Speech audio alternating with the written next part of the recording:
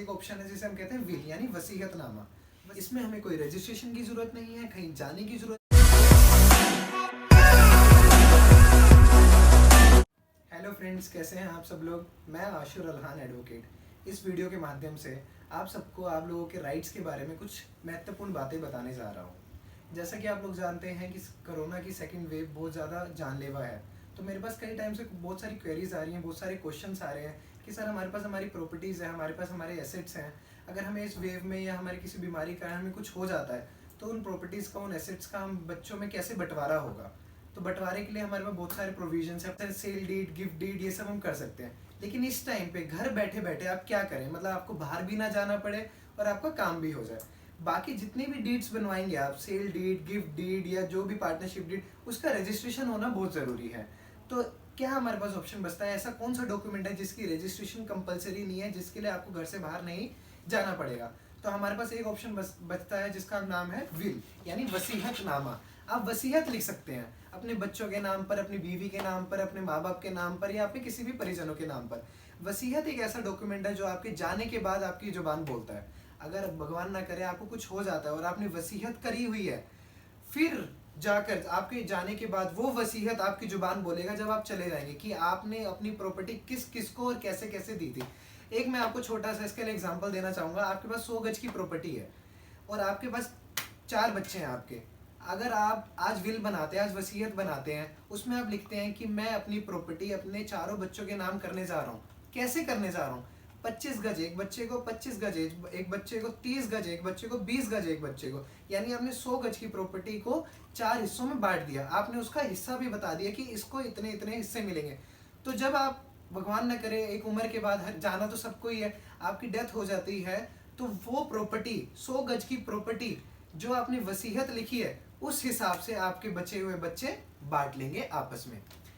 अब आप कहते हैं कि मान लीजिए आपने विल करी, विल करने के बाद 4 बच्चों में से पहला कोई, आपके जाने से पहले कोई बच्चा चला गया आपका, तब क्या होगा, वो विल क्या चेंज होगी या फिर कैसे होगी। हाँ, मैं आपको बताना चाहता हूँ, विल एक ऐसा डॉक्यूमेंट है जब तक आप जीवित हैं तब तक आप उसे चेंज कर सकते हैं, तब तक आप उसमें नई नई चीजें डाल सकते हैं। तो लेकिन फिर वैलिड विल कौन सी मानी जाएगी, सबसे मेन विल कौन सी मानी जाएगी, जो आखिरी विल होगी आपकी वही वैलिड विल मानी जाएगी। सबसे महत्वपूर्ण विल वही होगी जो सबसे लास्ट में बनी है। विल बनेगी कैसे, अब विल बनाने का क्या प्रोसेस है, क्या उसकी रजिस्ट्रेशन करवानी है, क्या आपको घर से बाहर जाना पड़ेगा, क्या स्टाम्प ड्यूटी देनी पड़ेगी, ऐसा कुछ नहीं है। विल बनाने के लिए आपको सिर्फ एक प्लेन कागज लेना है जिसमें जो जो चीजें आप देना चाहते हो अपने किसी भी परिजन को, अपने बच्चों को या किसी को भी, अपने माता पिता को, आपने सिर्फ सरल शब्दों में, कोई टेक्निकल वर्ड्स में यूज नहीं करना, कोई कानूनी लैंग्वेज की जरूरत नहीं है इसमें। सरल शब्दों में आपने लिखना है, मैं, मेरा नाम ये, मेरी ये प्रॉपर्टी है और मैं अपनी इस प्रॉपर्टी को इसको देना चाहता हूँ। जब तक मैं जीवित हूँ उस प्रॉपर्टी में मेरा हक होगा, जब मैं चला जाऊंगा तो ये प्रॉपर्टी इस अनुसार, इस वसीयतनामे के अनुसार मेरे बच्चों में, मेरे परिजनों में बढ़ जाएगी। विल ही एक ऐसा डॉक्यूमेंट है जो आपके जाने के बाद बोलता है। आप कहीं पर भी हैं, आप घर पर हैं, आप हॉस्पिटल में हैं, आप जेल में हैं, आप हवाई जहाज में ट्रेवल कर रहे हैं, आप कहीं भी किसी भी वक्त, रात दिन शाम दोपहर किसी भी वक्त वसीयतनामा बना सकते हैं या उसे चेंज कर सकते हैं। वो वसीयत बना कौन सकता है, कौन व्यक्ति बना सकता है, उसके क्या प्रोसीजर हैं, वो मैं आपको बताता हूँ।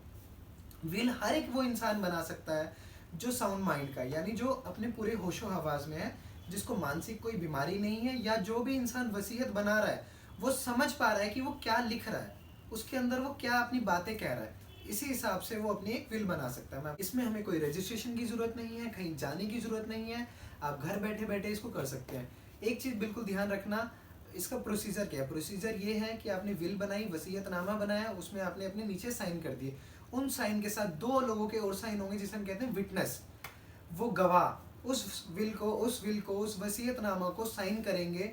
वो गवाह वो इंसान नहीं होने चाहिए जिनका वसीयत में नाम है, वो 2 गवाह वो होंगे जिनका वसीयत में कोई नाम नहीं है, जिसका उस प्रॉपर्टी से कोई रिलेशन नहीं है, जिनके उस साइन करने से, उस विल से कोई उनका फायदा नहीं है, वो गवाह उसको साइन करेंगे। तो बस मैं आप सबको यही दुआ करता हूँ, आप खुश रहें, ठीक रहें।